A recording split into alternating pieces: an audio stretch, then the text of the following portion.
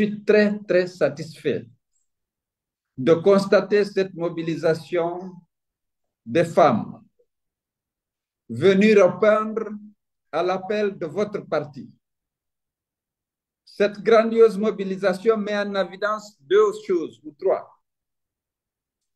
Premièrement, le rôle et la place des femmes dans l'animation et dans la lutte que le parti mène pour l'avènement d'une société plus juste et plus démocratique dans notre pays.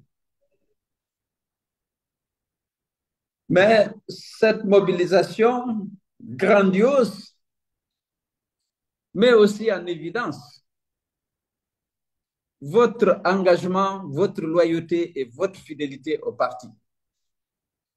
Vous avez très souvent joué des rôles discrets, mais efficaces. Aujourd'hui, vous montrez que vous êtes prête à continuer le combat au moment où il est devenu plus dur. Parce que comme je l'ai dit ici à plusieurs reprises,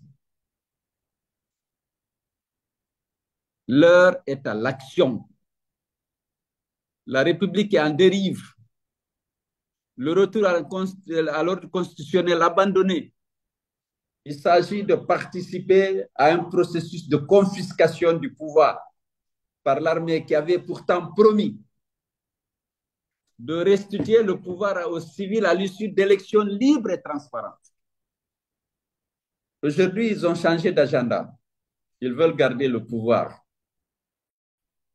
Donc, soyez prêts, soyez prêtes pour qu'on puisse continuer notre combat. Nous voulons certes le pouvoir, mais notre combat ne se limite pas à la conquête du pouvoir. Nous voulons que les droits et libertés des citoyens soient respectés. Et qu'au niveau de la commune, que ce soit les citoyens qui choisissent le conseil communal.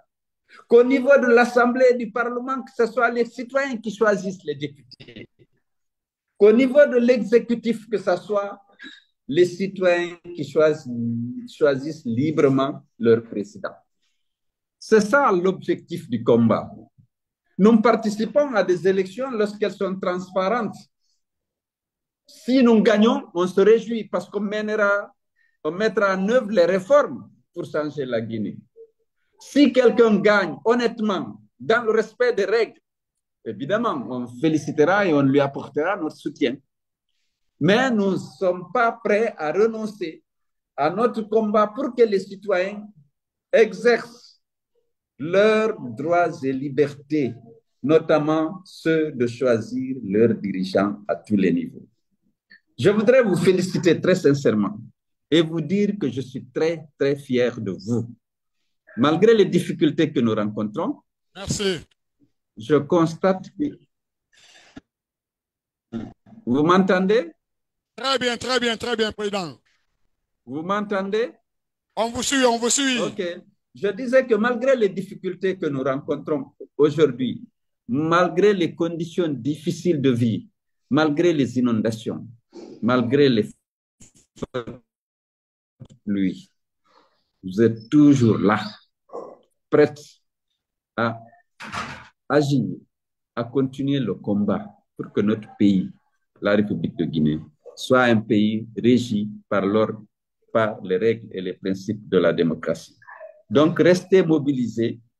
Kalemoudou vous a dit tout à l'heure que nous appartenons à des coalitions. Il y a l'ANAD, il y a les forces vives. Mais soyez assurés qu'à tous ces niveaux, l'engagement est total pour continuer la lutte pour le respect des règles et des principes de la démocratie et de l'état de droit.